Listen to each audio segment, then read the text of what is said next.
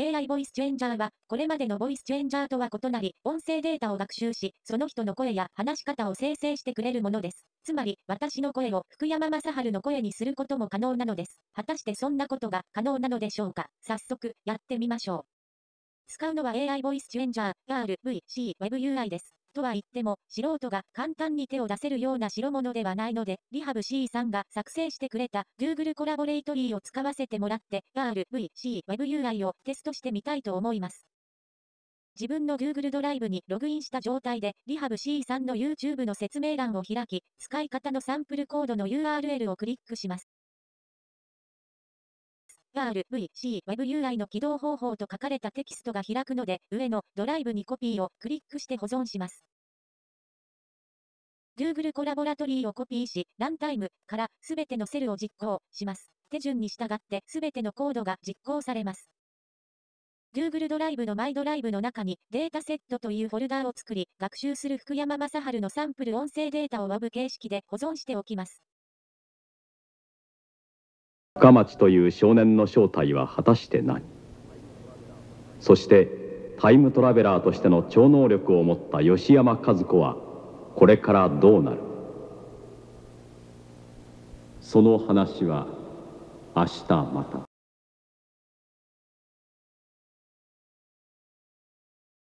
手順12、ランニングオンパブリック URL が表示され、リンクをクリックすれば RVC WebUI が起動します。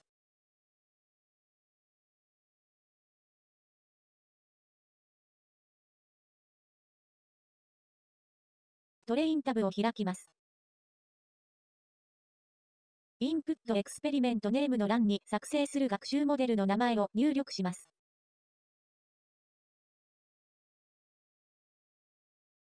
歌声ではない場合は、こちらをチェックします。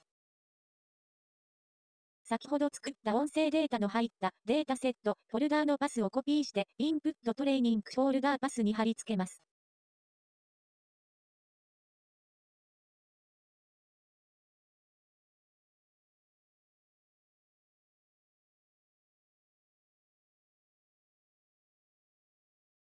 トータルトレーニングエポ地図に学習回数を入力します。10分以下の音声ファイルの場合、高速化できるようですが、一応こちらを選びました。ここをクリックすると学習が始まります。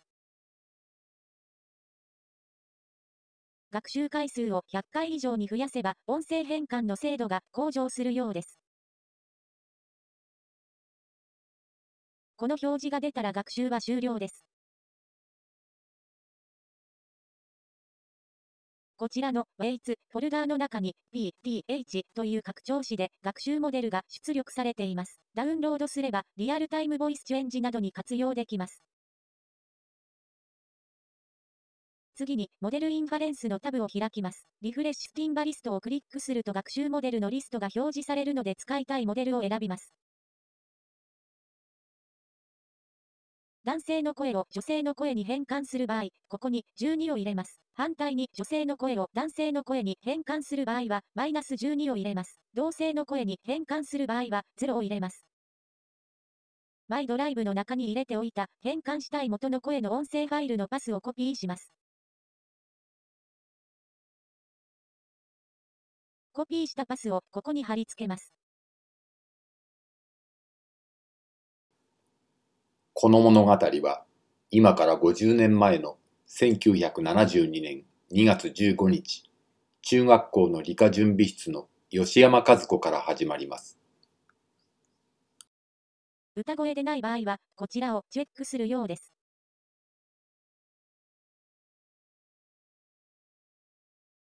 こちらのログズフォルダー内にある先ほど学習させた上達やフォルダー内にあるこちらのインデックスファイルのパスをコピーします。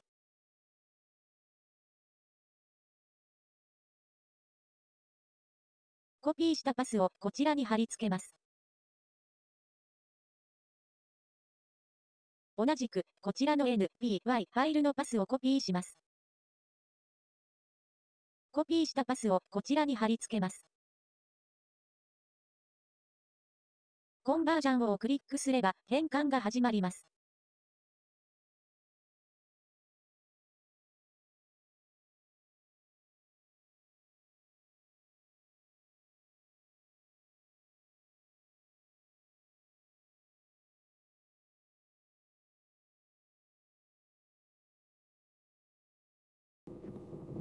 この物語は、今から50年前の1972年2月19日、中学校の理科準備室の吉山和子から始まります。あまり良くなかったので、学習回数を200回に増やしてもう一度チャレンジしてみました。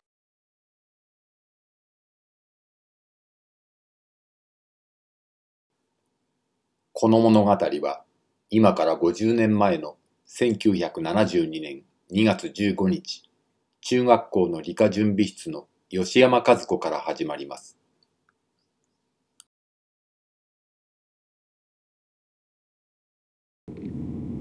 この物語は、今から50年前の1972年2月15日、中学校の理科準備室の吉山和子から始まります。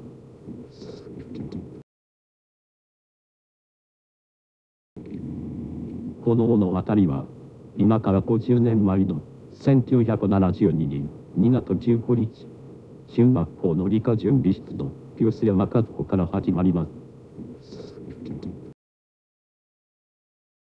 さらに、女性の声への変換にもチャレンジしてみました。学習回数は200回です。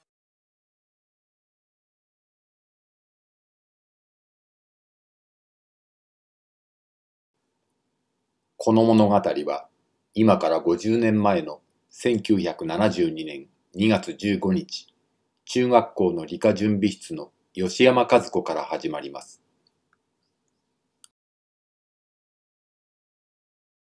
でもここからは自分の足で立ち、自分の周りにあるものをとことんめでて味わって進んでみます。子育てはもちろんですが、自分自身をも育ててみようと思っています。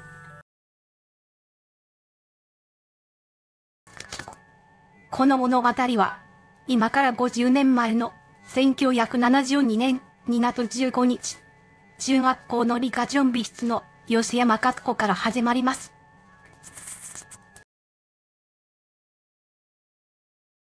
いかがだったでしょうか？まだまだ人間の話し方には程遠いですが、それでも声の質感や雰囲気は似ているとも思えます。今後もっと学習能力が向上すれば、近いうちに私も福山雅治になれる日も近いかもしれません。では次週のジェットストリームでお会いしましょう。